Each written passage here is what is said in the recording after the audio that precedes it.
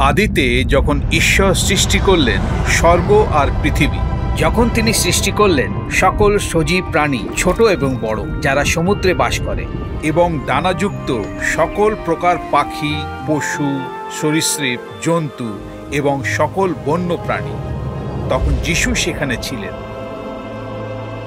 ঈশ্বর যখন তার নিজের প্রতিমূর্তিতে মানুষকে সৃষ্টি করলেন, পুরুষ এবং স্ত্রী, এবং যখন তিনি বললেন ফলবন্ত এবং বহুবংশ হও, তখন যিশু সেখানে ছিলেন। যিশু ঈশ্বরের সঙ্গে ছিলেন এবং তিনি ঈশ্বর ছিলেন, এবং তাকে ছাড়া কিছুই হয়নি।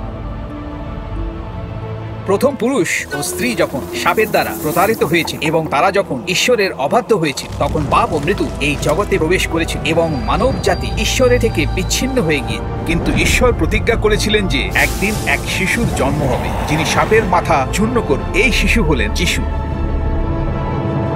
নিরূপিত সময় আব্রাহাম নামক একজন ধার্মিক ব্যক্তির সঙ্গে ঈশ্বর এক চুক্তি করলেন। তিনি প্রতিজ্ঞা করলেন যে আব্রাহামের ভবিষ্যৎ বংশধর পৃথিবীর সকল জাতিকে আশীর্বাদ করবেন। এই বংশধর হবেন যিশু।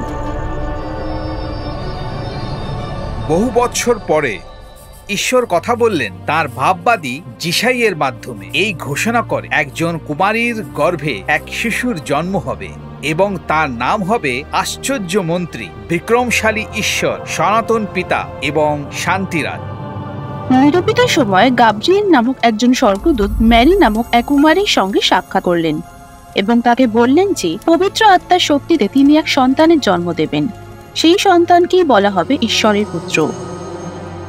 ম্যারি এক সন্তানের জন্ম দিয়েছিলেন এবং তিনি তার নাম যিশু রেখেছিলেন, যেমন স্বর্গদূত তাকে নির্দেশ দিয়েছিলেন। একজন স্বর্গদূত দর্শন দিয়েছিলেন মেষপালকদের কাছেও, যারা রাত্রে তাদের মেষপাল পাহারা দিচ্ছিল, এবং তাদের বলেছিলেন যে বেথলেহেমে এক ত্রাণকর্তার জন্ম হয়েছে। মেষপালকগণ সেই শিশুকে দেখতে পাবে কাপড়ে জড়ানো, জাপপাত্রে শায়িত।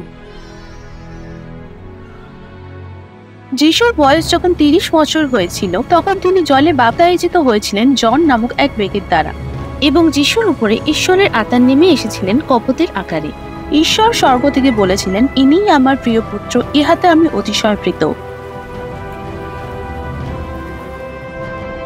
জ্ঞান এবং বুদ্ধি সহকারে যিশু ঈশ্বরের বিষয়ে বলতেন।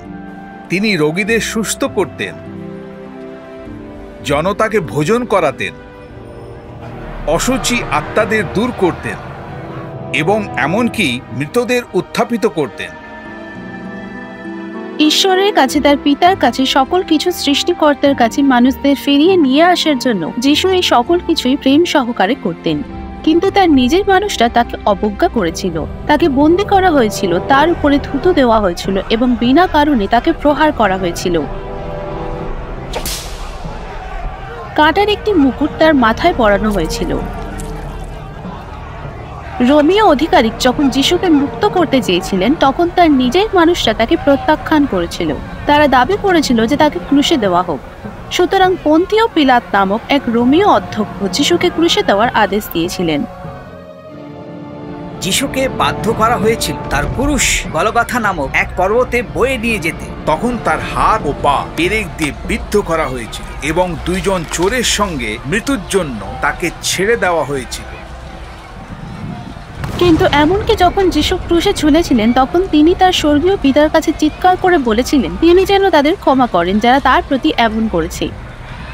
আকাশ অন্ধকার হয়ে গিয়েছিল এবং অনেক ঘন্টা ক্রুশে ঝুলে থাকার পর যিশু বললেন, সকলই সমাপ্ত হইল।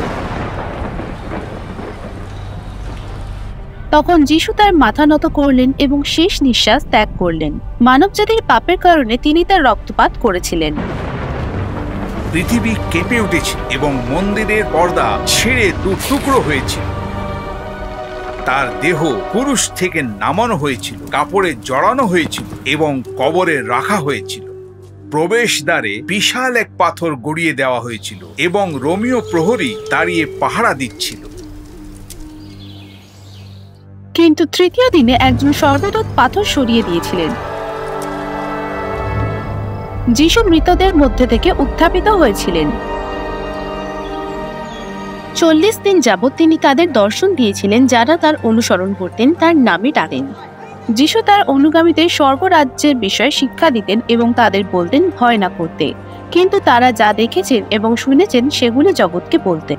যিশু বললেন, প্রত্যেক ব্যক্তি যে তাকে বিশ্বাস করে এবং তার নামে ডাকে তারা পরিত্রাণ পাবে এবং তাদের বলা হবে ঈশ্বরের সন্তান। তারপর যিশু স্বর্গে আরোহণ করলেন, স্বর্গে তার পিতার কাছে ফিরে গেলেন। কারণ ঈশ্বর জগৎকে এমন প্রেম করিলেন যে আপনার একজাত পুত্র যিশুকে দান করিলেন, যেন যে কেহ তাহাতে বিশ্বাস করে সে বিনষ্ট না হয়, কিন্তু অনন্ত জীবন পায়। কেননা ঈশ্বর জগতের বিচার করিতে যিশুকে জগতে প্রেরণ করেন নাই, কিন্তু জগৎ যেন তাহার দ্বারা পরিত্রাণ পায়। যিশু বললেন, ঈশ্বরের কাছে ফিরে যাওয়ার জন্য তিনিই হলেন একমাত্র পথ, তিনিই হলেন পথ, সত্য ও জীবন। তার মধ্যে দিয়ে না গেলে কেউ পিতা ঈশ্বরের কাছে, সকল কিছুর সৃষ্টিকর্তার কাছে আসতে পারে না।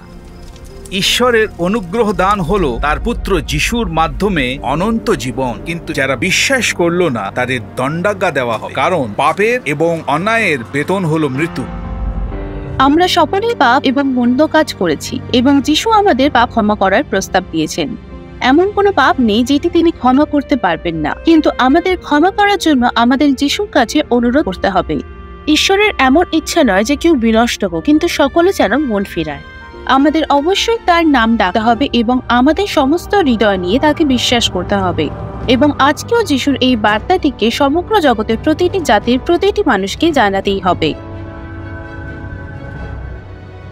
যিশু শীঘ্রই আসবেন এবং সেই দিন আকাশ অন্ধকার হয়ে যাবে, স্বর্গ থেকে আগুন ঝরবে এবং পৃথিবী কেঁপে উঠবে। মেঘ বিভক্ত হয়ে যাবে এবং যিশু ফিরে আসবেন ক্ষমতা ও মহান গৌরবের সঙ্গে। স্বর্গের সেনাবাহিনীকে নেতৃত্ব দিয়ে তিনি সমগ্র জগতের বিচার করবেন। যারা যিশুর নামে ডেকেছে তারা স্বর্গে প্রবেশ করবে এবং অনন্তকাল যিশুর সঙ্গে থাকবে। তিনি সকল কিছু নূতন করবেন। তিনি মুছে দেবেন সকল অশ্রু, জল, দুঃখ এবং লজ্জা। কিন্তু যারা তার নাম প্রত্যাখ্যান করেছে এবং তাকে বিশ্বাস করেনি তাদের অনন্ত দণ্ডাজ্ঞা দেওয়া হবে।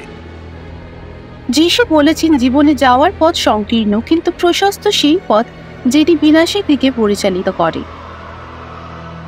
এখন আপনাকে নির্ণয় করতে হবে, আপনি কি প্রভু যীশু খ্রিস্টকে বিশ্বাস করবেন এবং তার বিনামূল্যে দেওয়া পরিত্রাণের অনুগ্রহ দান করবেন, অথবা আপনি কি মুখ ফিরিয়ে নেবেন এবং তাকে প্রত্যাখ্যান করবেন?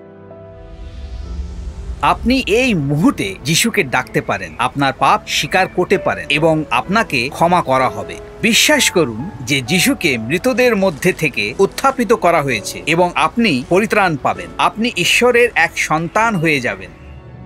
আগামী প্রতিটি দিন যিশুর অনুসরণ করুন এবং এই সমাচার অন্যদের জানান, যেন তারাও ঈশ্বরের সন্তান হতে পারে। আর একত্রে আমরা বলবো, এসো প্রভু যিশু। এই কাহিনীর প্রতিটি শব্দ সত্য, যেমন ঈশ্বরের পবিত্র পুস্তক বাইবেলে প্রকাশিত হয়েছে। আপনার পরিত্রাণের জন্য আপনি এই মুহূর্তে আমাদের সঙ্গে প্রার্থনা করতে পারেন। প্রিয় ঈশ্বর, আমি স্বীকার করি যে যিশুই হলেন প্রভু। আমি বিশ্বাস করি এক কুমারীর গর্ভে তার জন্ম হয়েছিল, আমার পাপের কারণে ক্রুশে তার মৃত্যু হয়েছিল এবং তৃতীয় দিনে তিনি মৃতদের মধ্যে থেকে উত্থাপিত হয়েছিলেন। আজ আমি স্বীকার করি যে আমি তোমার বিরুদ্ধে পাপ করেছি এবং আমার নিজের পরিত্রাণের জন্য আমি কিছুই করতে পারি না। আমি প্রার্থনা করি আমাকে ক্ষমা করো এবং আমি কেবল যিশুর উপরে আমার বিশ্বাস স্থাপন করি। আমি বিশ্বাস করি যে আমি এখন তোমার সন্তান এবং আমি অনন্তকাল তোমার সঙ্গে বাস করব। আমাকে প্রতিদিন তোমার পবিত্র আত্মা দ্বারা পরিচালনা করো। আমার সমস্ত হৃদয়, প্রাণ এবং মন দিয়ে তোমাকে প্রেম করতে এবং অন্যদের আমার নিজের মতো করে প্রেম করতে আমাকে সাহায্য করো। তোমার পুত্র যিশুর রক্তের দ্বারা আমাকে পরিত্রাণ দেওয়ার জন্য ধন্যবাদ। যিশুর নামে আমি এই প্রার্থনা করি, আমিন।